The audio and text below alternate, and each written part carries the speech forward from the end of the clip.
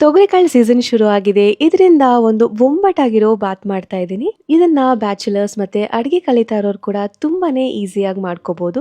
ಇದನ್ನ ಮಾಡಕ್ಕೆ first mixer ಜಾರ್ಗೆ ಶುಂಠಿ, ಬೆಳ್ಳುಳ್ಳಿ, ಹಸಿಮೆಣಸಿನಕಾಯಿ, ಚಕ್ಕೆ, ಲವಂಗ, ಕೊತ್ತಂಬರಿ ಸೊಪ್ಪು, ಕಾಯಿ ತುರಿ, ಸೋಂಪು, ಅರಿಶಿನ ಪುಡಿ, ಖಾರದ ಪುಡಿ ಮತ್ತು ಒಂದು ಸ್ವಲ್ಪ ನೀರು ಹಾಕಿ ಪೇಸ್ಟ್ ಮಾಡಿ ಎತ್ತಿಟ್ಕೊಂಡಿದ್ದೀನಿ.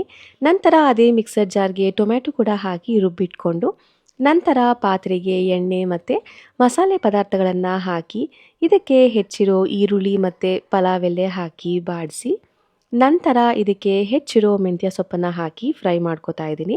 ಇದಕ್ಕೆ ರುಬ್ಬಿರೋ ಖಾರ ಹಾಕಿ ಖಾರ ಹಸಿ ವಾಸನೆ ಎಲ್ಲ ಹೋದ್ಮೇಲೆ ಇದಕ್ಕೆ ಟೊಮ್ಯಾಟೊ ಪ್ಯೂರಿ ಮತ್ತು ತೊಗರಿಕಾಳನ್ನ ಹಾಕಿ ಮಸಾಲೆ ಎಲ್ಲ ಚೆನ್ನಾಗಿ ಹೊಂದಿದ ಮೇಲೆ ಇದಕ್ಕೆ ನೀರು ಹಾಕಿ ಹೆಚ್ಚಿರೋ ಪುದೀನ ಸೊಪ್ಪು ಮತ್ತು ರುಚಿಗೆ ತಕ್ಕಷ್ಟು ಉಪ್ಪನ್ನು ಹಾಕಿ ಇದು ಕುದಿಯೋ ಹಂತದಲ್ಲಿ ಇದಕ್ಕೆ ನೆನೆಸಿರೋ 1.5 ಕಪ್ ಅಕ್ಕಿನ ಹಾಕಿ ಚೆನ್ನಾಗಿ ಮಿಕ್ಸ್ ಮಾಡ್ತಾ ಇದ್ದೀನಿ.